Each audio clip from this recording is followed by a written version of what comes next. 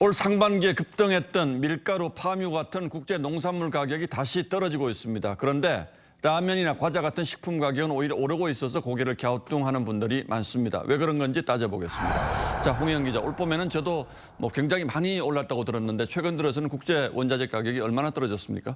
네, 올 상반기 폭등했던 국제 밀 선물 가격은 지난 5월 고점보다 36% 떨어져서 우크라이나 전쟁 이전 수준으로 돌아갔습니다.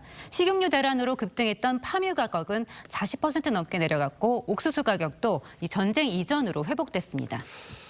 그런데도 식품회사들은 지금 오히려 가격을 올리고 있다는 거잖아요.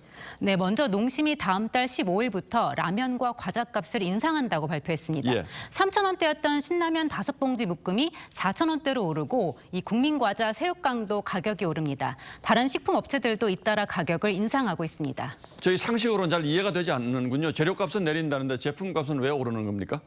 식품회사들은 통상 원재료를 석 달에서 6달 전에 미리 사둡니다. 예. 그러니까 올 상반기에 오른 재료 비용이 하반기에 반영되는 겁니다.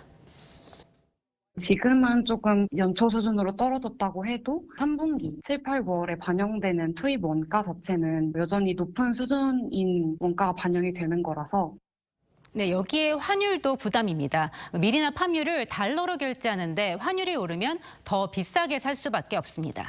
그런데 과거의 경우를 보면 한 번 이렇게 제품값을 올리고 나면 잘 내리는 경우를 본 적이 없는 것 같은데 이번 경우에는 내릴 수도 있을까요? 그건 장담할 수 없습니다. 업체 관계자들마다 그때 가서 상황을 봐야 알 수 있다고 하는데요. 아직 제품 가격 인하를 검토할 단계가 아니라는 겁니다. 업계 관계자들은 하반기에도 환율이나 원자재값 상승이 해소되기는 어려울 거라고 내다봤습니다. 그런데 실제로 과거의 가격을 내린 적이 있긴 있습니까? 네, 있기는 있습니다. 농심은 지난 2010년 밀가루값 하락세를 반영해서 이 라면값을 인하했는데요. 그 직전에는 금융위기라고 15%를 올린 뒤에 2010년 소폭 내렸는데 이듬해 곧바로 또 인상했습니다. 그래서 소비자들이 라면값이 싸졌다고 체감하기는 어려웠습니다. 결국 올릴 때는 왕창 올리고 내릴 때는 찔끔 내리기 때문에 결국 국제 원자재 가격 상승 시기가 식품회사들로서는 제품값 올리는 호기로 작용하는 셈이군요. 네, 맞습니다. 라면 가격 같은 건 서민들이 피부로 느끼는 밥상 물가인데요. 원자재 가격이 떨어지면 기업의 이익이 커지는 만큼 소비자에게 손실 위험을 쉽게 떠넘겨선 안 된다는 지적이 나옵니다.